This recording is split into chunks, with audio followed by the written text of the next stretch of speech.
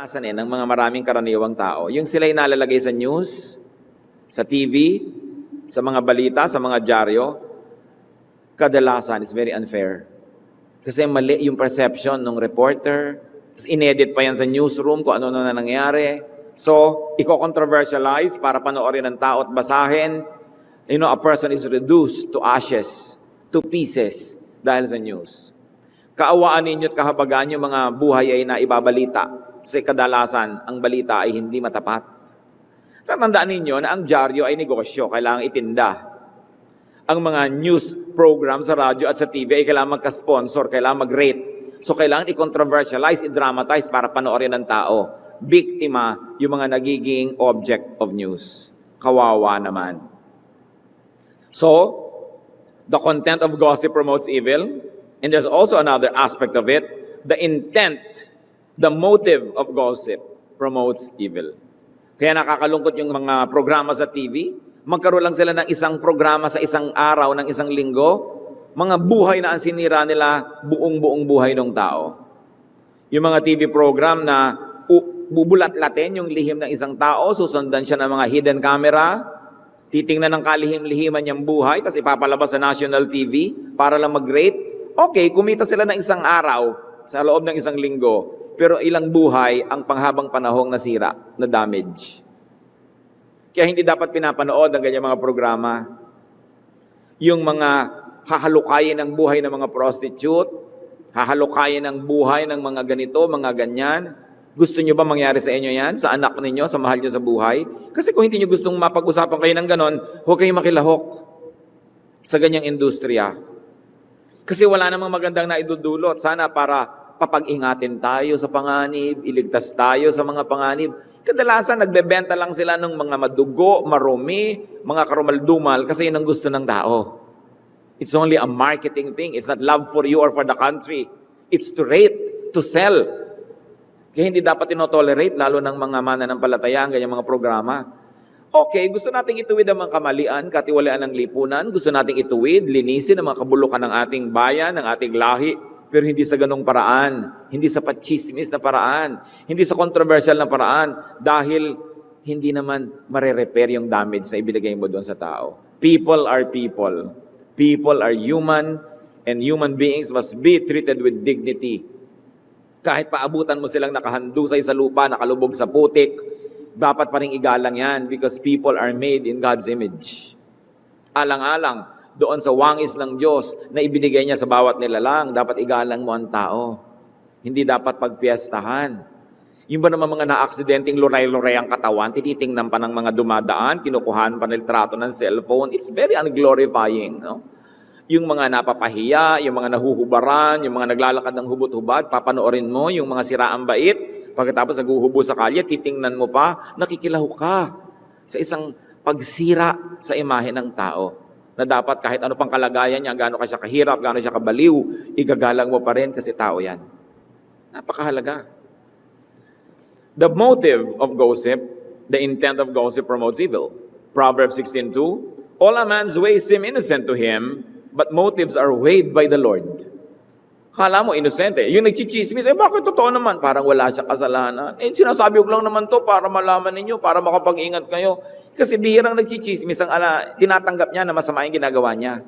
Pero sabi niya, tinatanggap niyo at hindi. Ang titimbangin ng Panginoong Diyos, yung mga layo ninyo sa puso. Bakit niya pinamamalita yan? May malasakit ba kayo? Kung hindi niyo mahal yung pinag-uusapan, wala kayong malasakit, wala kayong karapatang pag-usapan yan. But people usually justify their crimes and their evil deeds. A gossip monger, consciously or unconsciously, has and promotes an evil agenda. And what is the evil agenda of the chismoso and chismosa? To hurt, to damage, and to destroy another human being.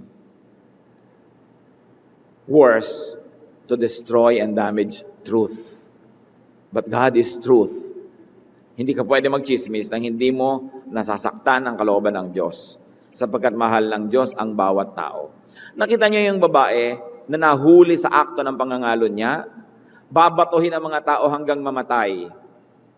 Pero ipinagtanggol ni Jesus. Sabi niya, yung walang kasalanan, mauna nang bumato at walang naglakas ng loob. So dapat ganoon din tayo. Kasi ngayon, patuloy pa rin tayong bumupukol sa kapwa, bumabato pa rin tayo, hindi na lang batong matigas na galing sa lupa, kundi mga bato na galing sa ating bibig, salita. Bumabato pa rin tayo ng kapwa. Kaya kung papakinggan natin ang payo ni Jesus, sige, bumato ka kung wala kang kasalanan. Kung wala ka ring lihim, kung wala ka ring mga kung ano-ano pinagagagawa mo sa buhay, 100% ang linis mo, o sige, magchismis ka na. Pero kung hindi, manahimik ka. At yung mga tao nga na yun, pinagbibitawan nila ang kanilang mga bato. So dapat din nating bitawan yung mga salita na nagpupumiglas na makawala sa ating bibig laban sa ating kapwa. 1 Chronicles 28:9, For the Lord searches every heart and understands every motive behind the thoughts. When people gossip, the ears of the hearers and the mouths of the talebearers get polluted. Nadudumihan ang nakikinig at nadudumihan din ang nagsasalita sa chismisan. Matthew 15:11, sabi ng Panginoong Jesus, What goes into a man's mouth does not make him unclean, but what comes out of his mouth, that is what makes him unclean. Mga kapatid, kung maselan kayo, dinapuan ng langaw, ayaw nyo nang kainin. Nalaglag na sa sahig, natapakan ng mga dumadaan, ayaw nyo nang kainin. No? Maruming kutsara, may nakadikit na kaliskis, ayaw niyong gamitin. Baso na inumin, nung tingnan niyo may butete sa loob, ayaw niyo nang inumin. Mas pag-ingatan ang sinasabi ng ating bibig. Kasi sabi ng Panginoong Hesus, ang pumapasok sa bibig ng tao ay hindi nakakapagparumi sa kanyang espiritu. Ano man yun. Pero ang lumalabas sa kanyang bibig, yun ang nagpaparumi. So may mga tao, ang lilinis, ang seselan, sa mga pumapasok sa bibig. Pero napakasalaula sa mga lumalabas sa kanilang bibig. Chismis, criticism, judgment. Yun ang inililista ng langit. Yun ang binibilang ng langit. Hindi kung gaano karaming butete ang nalunok mo, kung gaano karuming tansa ng nalunok mo kasama ng soft drink, hindi yun eh. Anong mga salita ang binitawan mo na nakakasira sa iyong kapwa? Matthew 12:36-37, sabi ng Panginoong Jesus, But I tell you, that men will have to give account on the day of judgment for every careless word they have spoken. For by your words you will be acquitted, and by your words you will be condemned. Bilang yan. Baka marami sa atin nakakota na, so tama na. Huwag nang dagdagan pa sa maikling buhay na ito. At kahit totoo ang pinag-uusapan, kung hindi naman ito kaibig-ibig pag-usapan, hindi nakakapagpaangat ng kapwa, that which is not glorifying to God, that which is not edifying to our fellow men, nakakapagparumi pa rin yun sa tainga at bibig ng mga kalahok. When people gossip, people, reputation, and feelings are damaged. Psalm 52 verse 2, Your tongue plots destruction. It is like a sharpened razor, you who practice deceit. Now, deceit can be content. Hindi totoo. Pero deceit can also be in intent. Kahit totoo. Pero ang dahilan ng pagsasabi nito ay para manira, hindi para makabuo, para magsabog ng intriga at gulo, deceit pa rin yun. The deceit is not in the content, but in the intent, in the intention, in the motive. Kaya kahit sabihin mong totoo ang sinasabi ko tungkol kay kumare, oo nga, totoo. So walang deception dun sa words. Pero bakit mo sinasabi sa akin? Para mainis ako, para magalit ako. Eh di may deception kang ginagawa. Minamanipulate mo ang feelings ko para magalit ako sa kanya. Dahil galit ka, no? Dahil inggit ka sa kanya. Gusto mo ako makakampi. So you manipulate my feelings. You tell me something true, something correct, but your intention is not pure. Deceit pa rin yun. Kaya mga nagpapapakinig sa mga chismis, nadadaya sila kahit totoo yung news. Dahil naapektuhan ng feelings nila, nagkaroon sila ng judgmentalism. Now, how do we deal with gossip? Paano nga ba? Anong gagawin natin? Talaga namang napakaraming chismis. First of all, do not start it. May alam kayo, sa inyo na lang yon at sa Diyos. Liban na lang, na pag hindi kayo nagsalita, nanganganib ang sangkatauhan. Sasabog pala yung dam, malulunod ang buong baryo, hindi ka nagsalita. Hindi chismis yun. Para sabihin mong sasabog ang dam, umalis kayo dyan sa tabi ng ilog.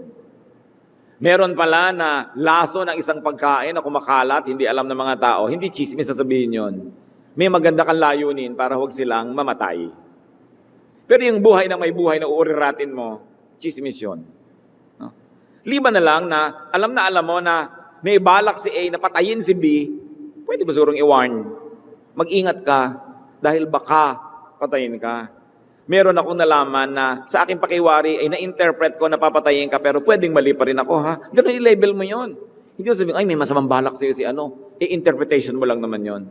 So kailan ka lang magsasalita kung makakapagligtas ka ng buhay sa panganib ng mga maaari nilang harapin kung hindi ka nagsalita. Pero kung wala namang life-threatening situation, manahimik ka dyan. Leviticus 19:16, do not go about spreading slander among your people. Magkalat-kalat. Lalo ngayon, ang dali-dali sa text, ang dali-dali sa internet, ang dali-dali magkalat ng chismis. At ang technology nauna na sa batas, hindi pa alam ng batas kung paano ko kontrolin ang paninirang pure through technology. So pag may nadinig, meron kayong nakitang chismis, sa kalagay pa, please pass, don't pass. Bakit kayo sasali? Ako pag nakakatanggap ng please pass, I don't pass. Ibig mo sabihin, lahat ng kredibilidad ko sa buhay, ilalagay ko backup ng balita na yun na hindi ko naman na-check kung totoo or not. Katulad nung may mga lindol-lindol daw. Bukas, lilindol, ganyan-ganyan. Please pass. Mananakot ka ng mga tao, ang lindol hindi naman kaya yung i-predict kahit ng science. May possibilities, pero hindi pwede sabihin, dito sa Metro Manila, lilindol ng intensity 8. Hindi kaya pa yan hanggang ngayon ng technology. Magkakalat ka ng mga nakakatakot na bagay. Bago kayo nagpapas ng mga ganyan, titiyakin nyo. Colossians 3:8, but now you must rid yourselves of all such things as this: malice, slander, and filthy language from your lips. So filthy language can be dirty words, or they can be nice, sanitized words, but destructive to your fellow men. Minsan may seminar, sumakit lang ang ulo ko, uminom ako ng konting gamot at na-delay ng a few minutes. Kumalat ang balita, isinugod ako sa ER na naka-wheelchair. May wheelchair pa, may props. Kompleto talaga ang rekado ng mga balita. Ang dami tuloy na alarm, no? Pero napakaraming ganyan. At hindi lang sa inyong lingkod, siguro kayo rin nagiging biktima ng ganyan. Ano? Psalm 34, verses 12 to 13, whoever of you loves life and desires to see many good days, keep your tongue from evil and your lips from speaking lies. Sabi niya, gusto nyo na tahimik ang buhay nyo? Itikom ang bibig. Huwag sumali sa mga sigalot, sa mga gulo at chismisan. How else do we deal with gossip? Do not listen to it. Psalm 120 verse 2, save me, O Lord, from lying lips and from deceitful tongues. Gano'ng karami sa atin ang nagdadasal ng ganyan? Lord, iligtas niyo po ako sa magnanakaw, sa mandurukot, sa mamamatay tao. Iligtas mo po ako sa pagputok ng bulkan, sa pagbaha, sa paglindol. Pero gaano karami nagdadasal ng mas practical everyday dahil mas maraming chances mangyari ito, iligtas mo po ako sa mga sinungaling. Iligtas mo po ako sa mga chismoso at chismosa. Iligtas mo ako sa mga dila na bubulong-bulong sa akin, sa mga text na makakarating, sa internet na may mga messages na hindi ko dapat pakinggan. Say no to this. Refuse and avoid listening to such things. How else do we deal with gossip? Kill it. Ito ang isang uri ng pagpatay na mabuti. Proverbs 26:20, without wood, a fire goes out. Without gossip, a quarrel dies down. So patayin ang chismis. Patayin ang apoy ng chismis. Paano mo pinapatay ang apoy? Huwag mo nang gatungan. An open fire, huwag mo nang lagyan ng bagong kahoy para magningas muli. Yung by gas, patayin mo yung source ng gas, isara mo. Isara ang pinagmumulan ng apoy. At kadalasan yan, just keep quiet at mamamatay ang chismis. Kung ikaw yung chinichismis, huwag ka na sumagot. Kasi pag sumagot ka pa, binigyan mo na naman siya ng bagong pag-uusapan. Hahanap na naman siya ng butas sa mga dati mong sinabi, may sasabihin na naman siya. Sasagot ka na naman, pabalik-balik, parang tennis. May nag-serve sa'yo ng bola, huwag mong paluin pabalik. Siyempre, magsiserve uli yan, huwag mo uling paluin pabalik. Pag 3 palo na, hindi ka pa kumibo, tapos na ang laban, wala na. Pero kikibo ka pa. Yung, huy, sabi ng kumari mo, kuripot ka daw. Sabihin mo, siya naman pangit. No? Huy, pangit ka daw. At sabihin mo, siya kaliwete. Ang sabi mo, hahaba ng hahaba. Kasi yung nagdadala ng balita na yon, yun ang ambassador ni Satanas. Yung nasa gitna. Sinasabi nyo, pag nagdala sa inyo ng isang balita, ang kukunin sa inyo, dalawa, pabalik sa kabila. Ganon yon. Yon ang mga kampo ni Satanas. Yung, hoy, sabi ni ano, ganito ka daw, ganyan, ganyan, ganyan. Dahil yan ang nagpapalala. Tapos pag sinabi mong, hoy, pangit ka daw, tapos tahimik ka, papayag ka nun? Sinasabihan ka ng ganon? Gagatong-gatugan ka pa para may makuha na naman siya, dadalhin na naman niya sa kabila. Kaya nga naging industriya yan eh. So, when you hear gossip, do not pass it on. Ilibing nyo sa lupa agad.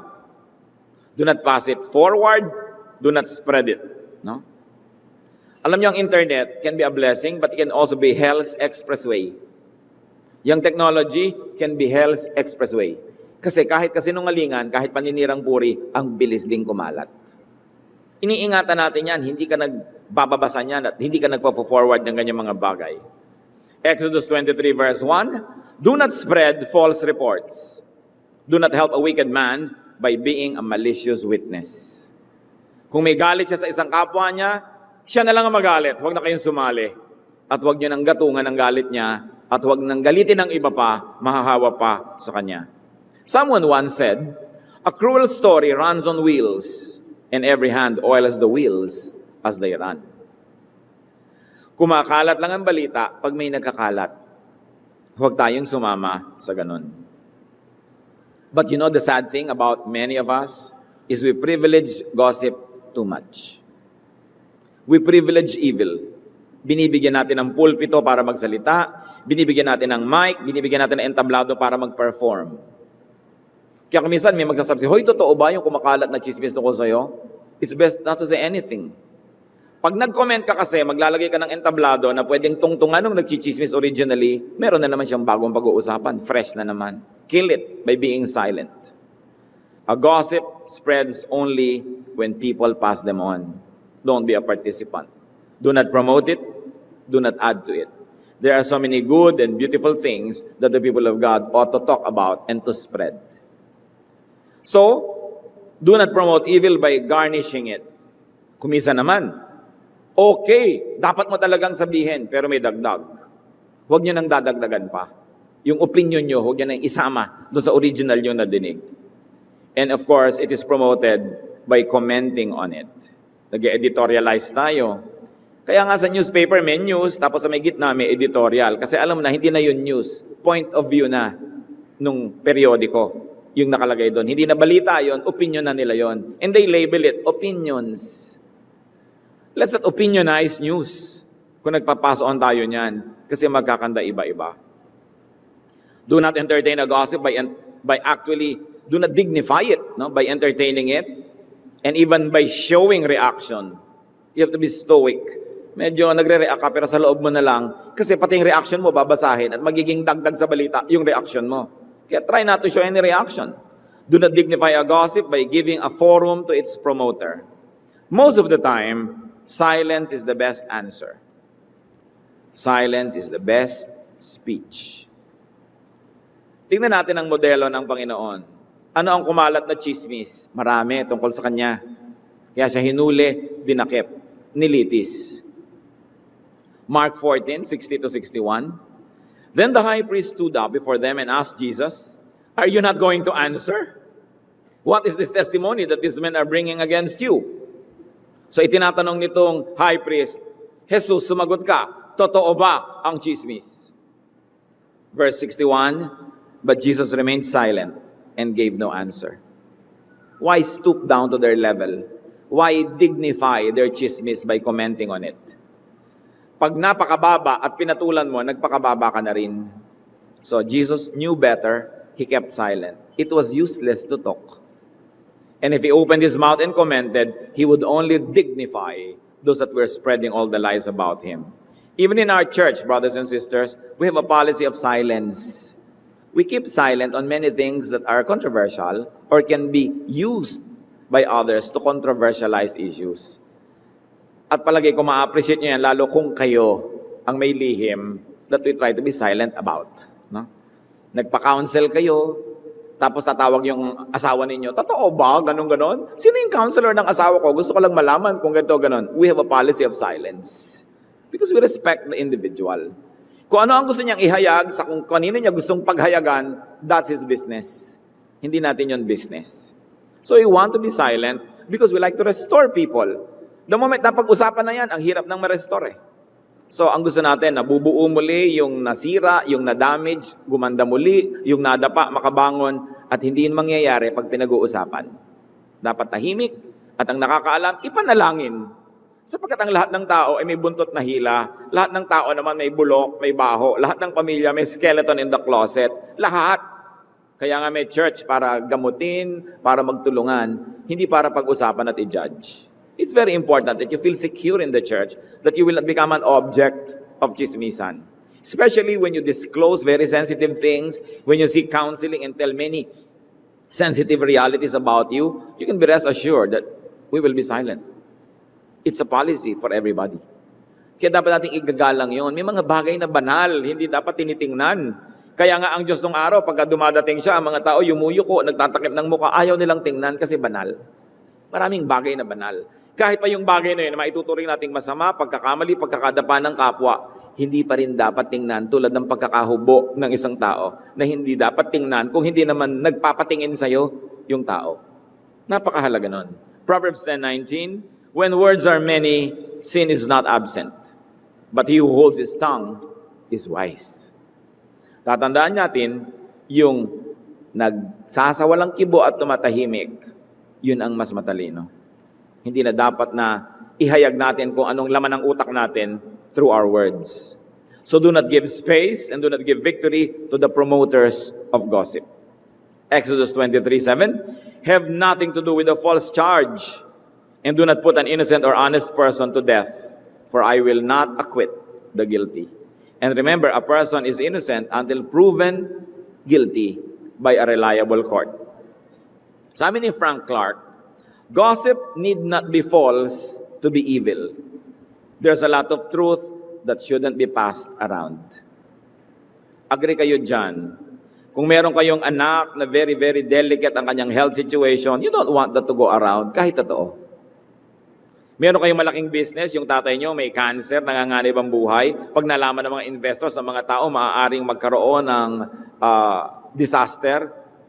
It's true, but you should not talk about it. Ang nanay nyo biglang nahulin yung nangangalon niya. It's true, pero pag-uusapan nyo ba yun?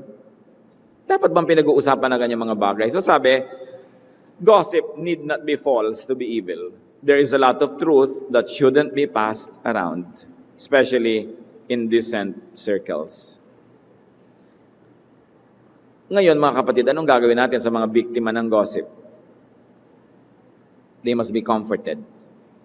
And sometimes the best way of comforting them is by not talking about the gossip. Pagka ang isang tao na pag-uusapan, hindi nyo dapat textan, totoo ba ang news? Mag-text kayo, I'm praying for you, o we love you, whatever. Pero kung hindi nag-open up sa inyo, huwag nyong piliting mag-open.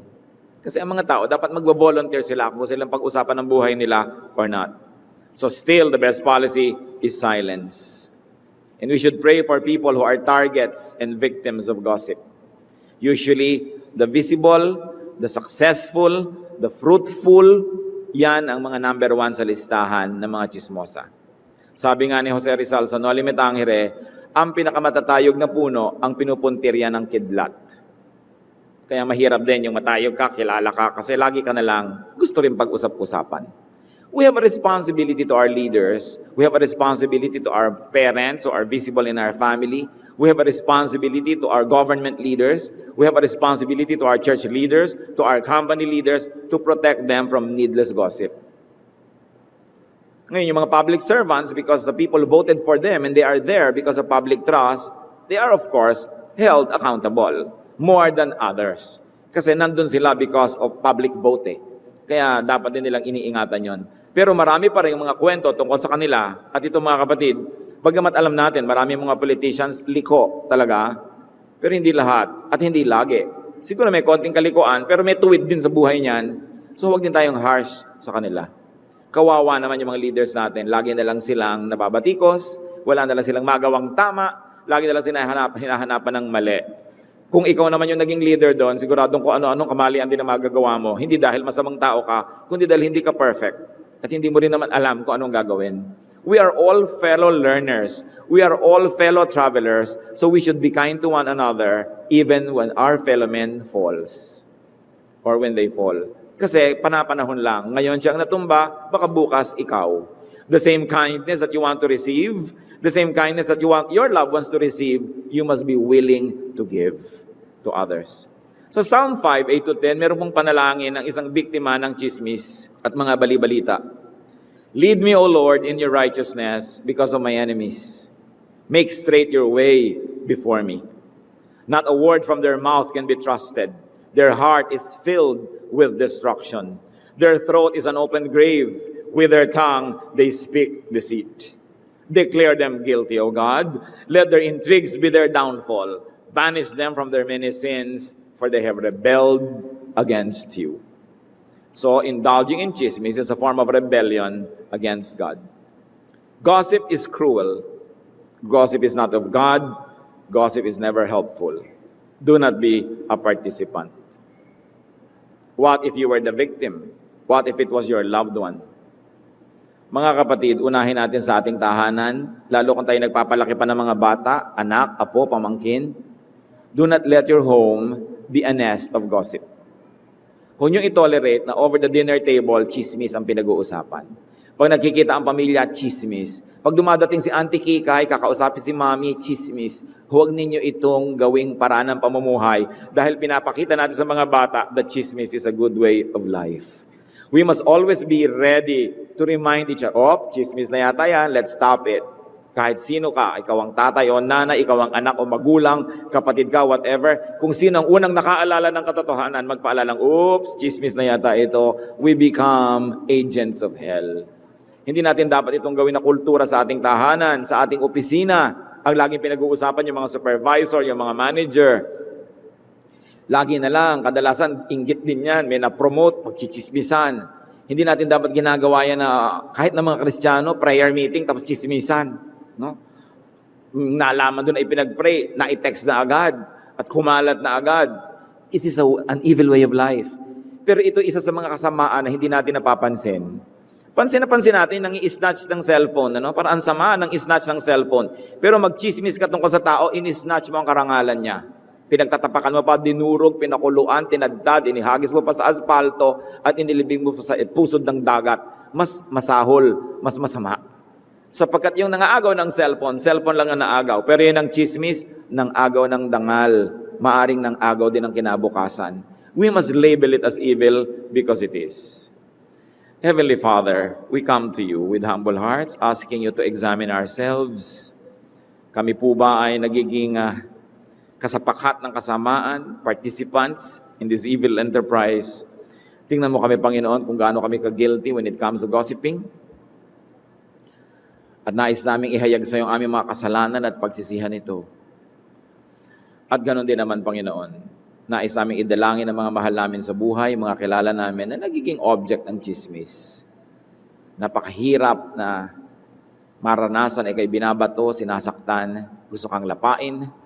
Turuan mo kami, Panginoon, na mas maging sensitive, mas maging supportive, mas maging mapagmahal sa isa't isa to protect each other from all the attacks of hell. Magbulay-bulay tayo mga kapatid at kung meron tayong mga dapat na ayusin, ipagtapat sa Panginoon, pasya na dapat gawin, tigilan ng ganitong mga gawain, sa piling ng Panginoon, ating lahat na pag-isip-isipan at tayo makipag-isa sa Espiritu ng Diyos sa sandali ng katahimikan.